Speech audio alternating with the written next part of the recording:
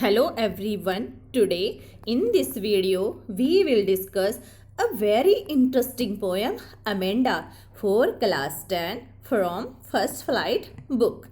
बच्चों ये कविता है, इसमें एक छोटी सी बच्ची है जैसी आप तस्वीर में देख रहे हैं, उसका नाम है अमेंडा। तो यहाँ पर दिखाया गया है कि जब बच्चा छोटा होता है तो उसके मम्मी पापा उसे जो भी कहते हैं वो बिना किसी आर्ग्यूमेंट के मान लेता है। लेकिन जैसे जैसे बच्चा बड़ा होता जाता है तो जब जब उसे उसके मम्मी पापा या कोई भी वो व्यक्ति जो उससे बहुत ज़्यादा प्रेम करता है उसकी किसी भी गलत आदतों के लिए टोकते हैं तो बच्चे को बहुत ज़्यादा बुरा लगता है। वो समझ नहीं पाता कि उसकी मम्मी पापा उसको इन बुरी आदतों का शिकार होते हुए देख नहीं सकते, इसलिए वो उसे डांटते हैं और वो बच्चा अपनी एक काल्पनिक दुनिया में चला जाता है। Now let's start.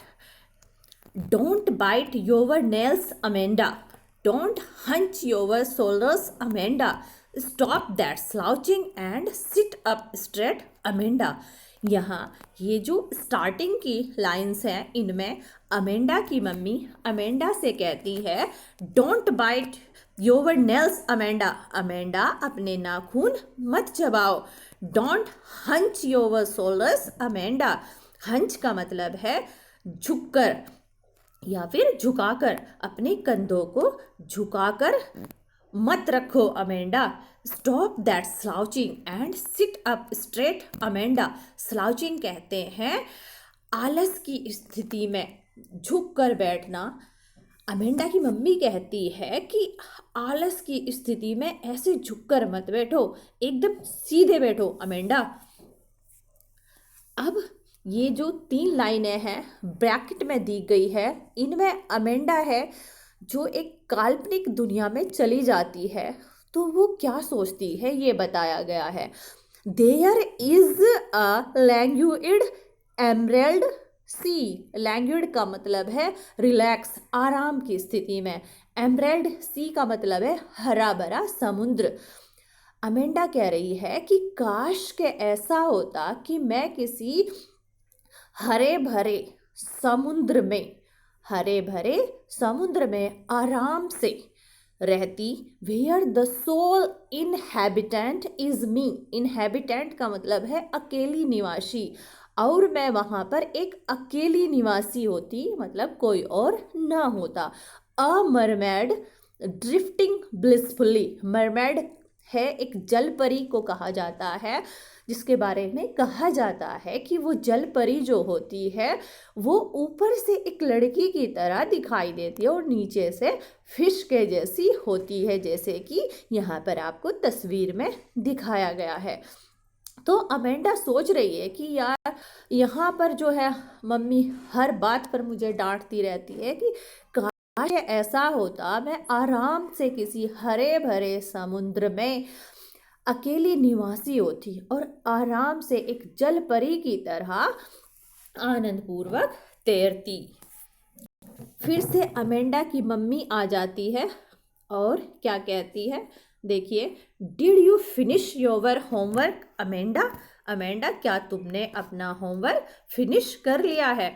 Did you tidy your room Amanda, tidy का मतलब है साफ करना, क्या तुमने अपना कमरा साफ कर लिया है Amanda. I thought I told you to clean your shoes Amanda, मुझे लगता है कि मैंने तुम्हें ये भी कहा था कि तुम्हें अपने शूज़ को भी साफ करना है अमेंडा। फिर से अमेंडा काल्पनिक दुनिया में चली जाती है और क्या सोचती है, देखिएगा। I am an orphan, I am an orphan, काश के मैं अनाथ होती, ओरफन कहते हैं अनाथ को। रोमिंग द स्ट्रीट, गलियों में घूमती।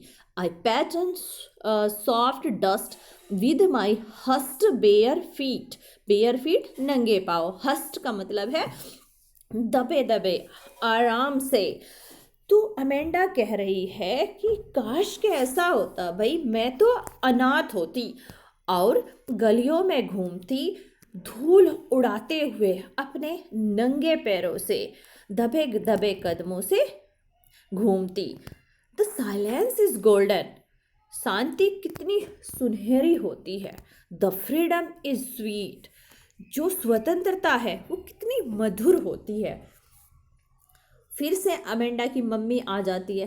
Don't eat that chocolate Amanda, Amanda वो चॉकलेट मत खाओ। रिमेंबर योर एक्ने अमेंडा, अपने पिंपल को, कील मुहासों को ध्यान रखो Amanda.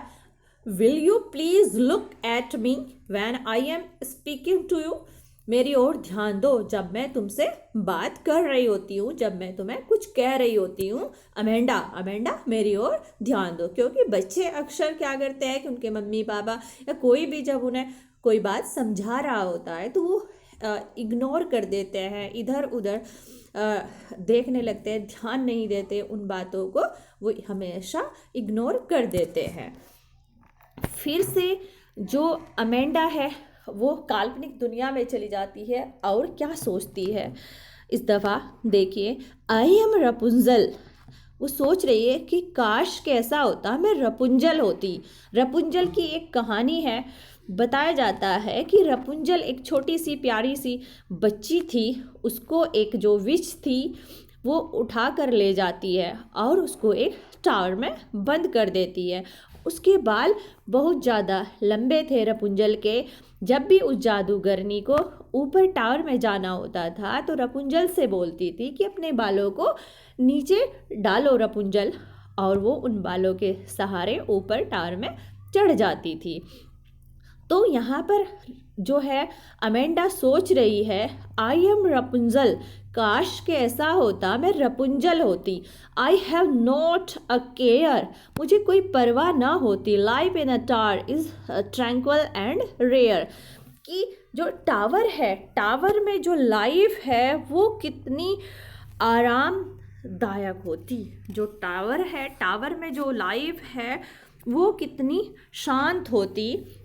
I will certainly never let down my bright hair, मैं अपने जो चमकीले बाल हैं उनको कभी भी नीचे ना डालती, जिससे कि मम्मी ऊपर ही ना आ पाती, और मैं रपुंजल की तरह एक टावर में आराम से शांति के साथ रहती।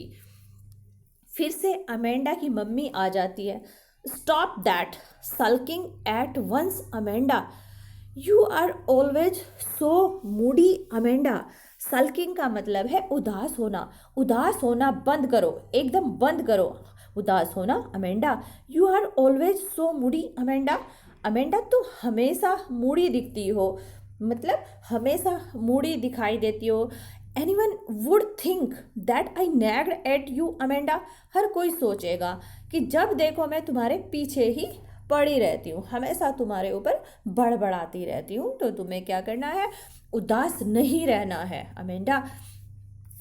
आई होप आपको ये कविता बड़े अच्छे से समझ आ गई होगी।